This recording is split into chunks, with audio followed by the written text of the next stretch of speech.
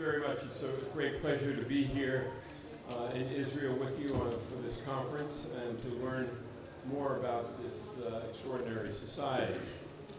Let me begin by saying, first of all, it's very bad to try to predict anything, and predicting the future is hazardous and even more hazardous. So I want to talk a little bit about the past, very, very briefly, and then talk about some of the issues and challenges and threats that we face as we move forward.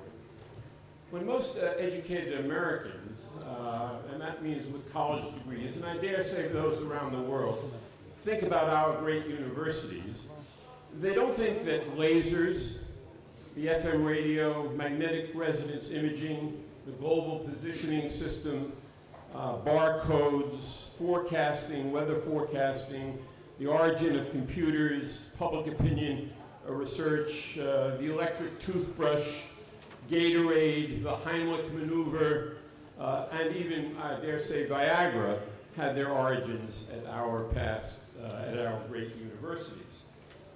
So what they are generally knowledgeable about is the transmission of knowledge that takes place through their students themselves, their own experience, or the experiences of their children.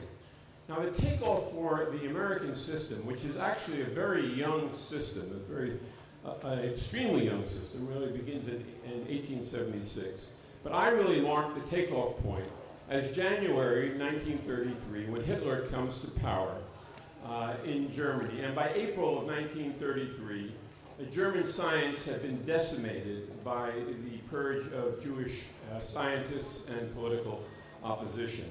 The great intellectual migration began. They went to England and to the United States, and they provided the United States that had a tremendous amount of human capital and a tremendous amount of youth and vitality with the leadership that was necessary.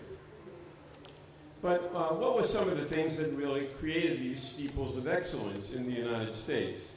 Really, by 1930, the values of these universities were more or less fixed and in place. And they included, although not totally realized, meritocracy, organized skepticism or truth value of assertions of truth, free and open communication, and academic freedom and free inquiry. Other elements that were extraordinarily important included the ability to recruit exceptionally talented people from all around the world, and that remains today.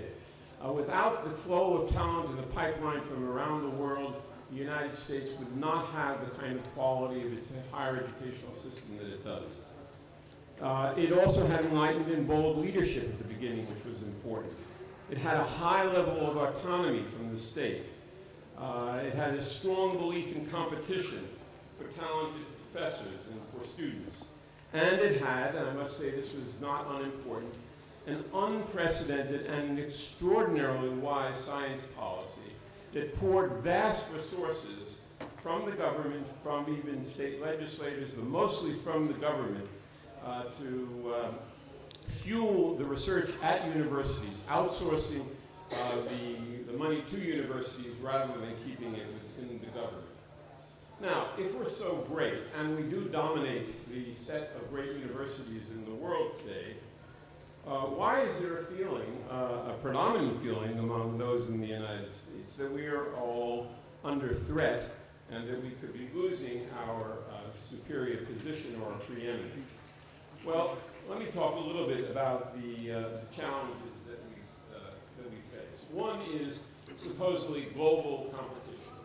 I want to dismiss that. First of all, I think that while China and India and Korea and other nations will have great universities in 25 or 30 years, they don't now, and it's not clear that the value systems that they have are conducive for the greatness that we need. But even more important than that is that it wouldn't be a bad idea at all to have great universities. If we had great universities around the world, we might not be 75% of the top 20 or 80% of the top 20. We might only be 40 or 45%, but we would be solving problems much more rapidly. The growth of knowledge would be more rapidly. We would have cures for diseases that we do not have. So we should welcome the addition of great universities to the set that already are great. Now, if we look at the problems that the American universities face, and if they're not global, where are they? They really are essentially come from within. As the cartoonist Walt Kelly, as some of you may be familiar with, had a wonderful figure named Pogo, who said, the enemy is us. And to some extent, I think the enemy is us. That is to say, government policies could be the source of the demise of the greatness. And I mean the demise, I say, not reaching its full potential. These will still be great universities, but they may not be as great as they could possibly be. Now, these universities in the future, let's talk a little bit about them. They are going to need a halt to the divestment in higher education that's taking place, particularly among the great state universities of the United States that produce more students and more PhDs than anywhere else. We're going to need a changing role of the federal government. That is to say, they're going to have to begin to fund research in a way that gets young people into research at a much earlier age. The cost structure within universities are going to have to change. We're going to have great differences in the relationships between students and teachers over the coming years with the advent of high technology. There is no question in my mind that the relationship between information and knowledge will be monitored more by the teachers than standing up like we are here and lecturing to audiences. So the role of the teacher is apt to change. There will also have to be structural changes in American universities. We have basically ossified structures. Since the beginning of the greatness of these universities, we had basically disciplines.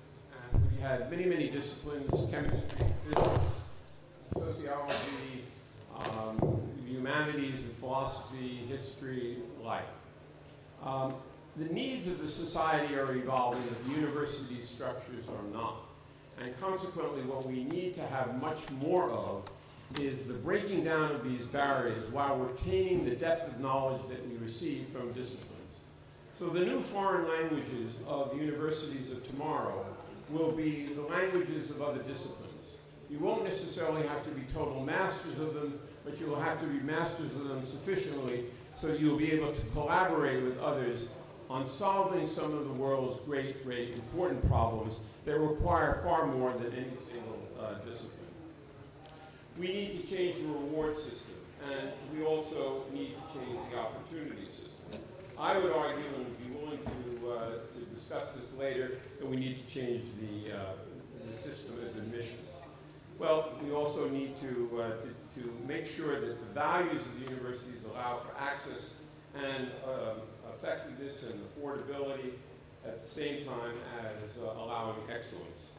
And then I think we're going to have to change very fundamentally from a highly competitive system in which each university is competing for the best people with each other into a more cooperative strategy where we may actually see mergers and various kinds of interrelationships among universities that we have not seen before. So what I do foresee is great universities in the future, America having great universities, but very fundamental changes in the value systems and the structures of those universities if we're to remain great.